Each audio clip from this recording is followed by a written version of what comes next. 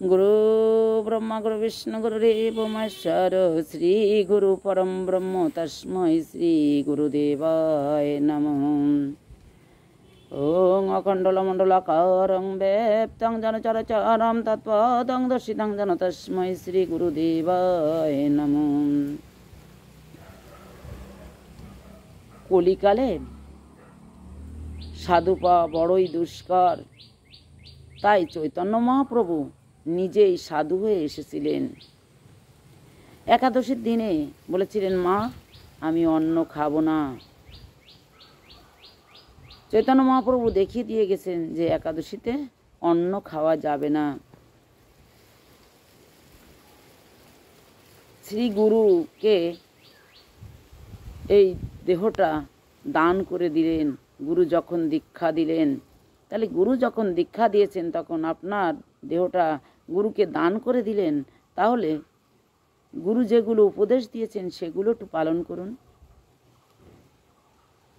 দীক্ষা নেওয়ার পর চলে যাওয়ার সময় সময় গুরু বলে, তুই তো দীক্ষা নিয়ে চলে যাচ্ছিস, আর কিছু নিবি না আমার কাছ থেকে, আচার আচরণ। তখন বলে, বাবা আর কিছুদিন যাক।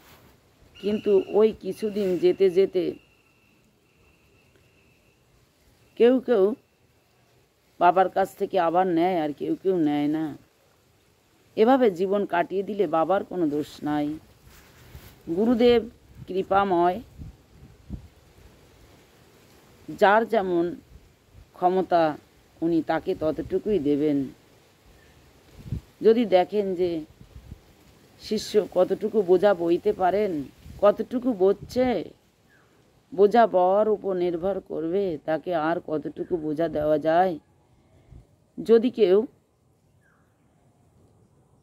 এক ব্যাগ আম বইতে পারে, তার মাথার উপর যদি 2 ব্যাগ আম দেওয়া হয় সে তো পারবে না। সেরকম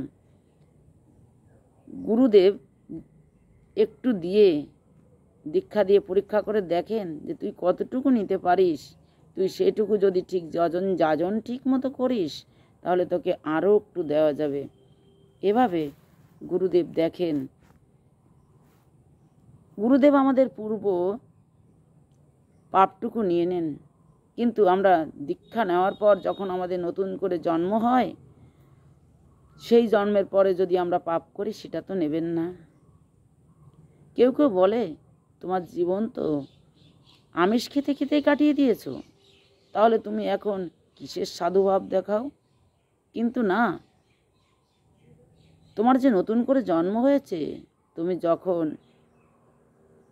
দীক্ষা নিয়েছো, দীক্ষার পরে শিক্ষা নিয়েছো, তোমার নতুন করে জন্ম হয়েছে, সেই জন্মের পর তুমি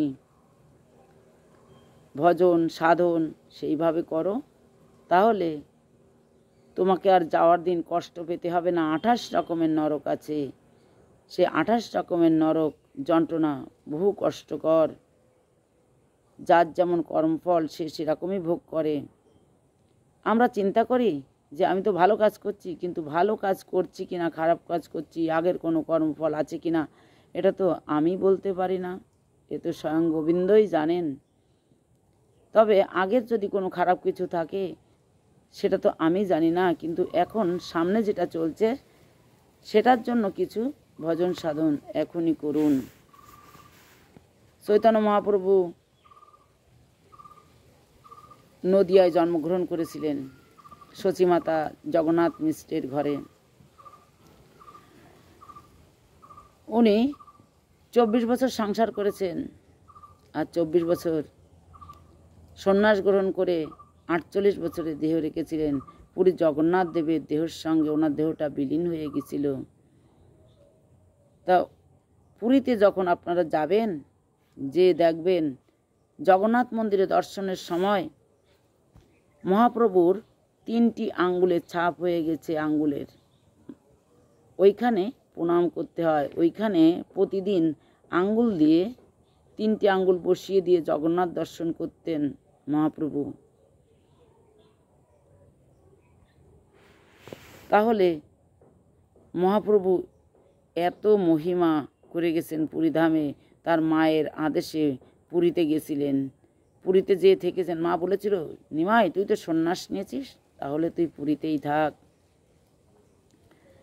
হরিদাস ঠাকুর যখন ফাঁকা জায়গায় বসে ধ্যান করছেন, তখন মহাপ্রভু জগন্নাথের প্রসাদী বকুল কাষ্ঠ হাতে নিয়ে দেখছেন যে হরিদাস ঠাকুর তো ফাঁকা জায়গায় বসে বালুকার ভিতর বসে ধ্যান করছেন, হরে কৃষ্ণ নাম করছেন।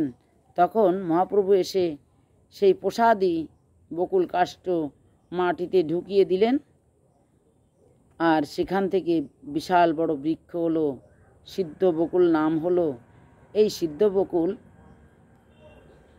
মহাপ্রভু তখন ছিলেন, আর হরিদাস ঠাকুর যখন চলে যাবেন তখন এই সিদ্ধ বকুলের পাতায় পাতায় হরে কৃষ্ণ নাম লেখা উঠেছিল। বকুল গাছ থেকে ফোঁটা ফোঁটা বিন্দু বিন্দু জল পড়ছিল যে হরিদাস তুমি চলে গেলে কে আমাকে এই 3 লক্ষ নাম জপ করে শোনাবে। এভাবে হরিদাস দেখিয়ে গেছেন কিভাবে তোমরা ভজন করবে। তাই জীবনের অন্তিম সময়ের আগের থেকেই সবার চেষ্টা করা উচিত যে যেটুকু পারো সে সেটুকু ভগবানের সেবা করো, রাধারানীর সেবা করো, বৃথা যাবে না।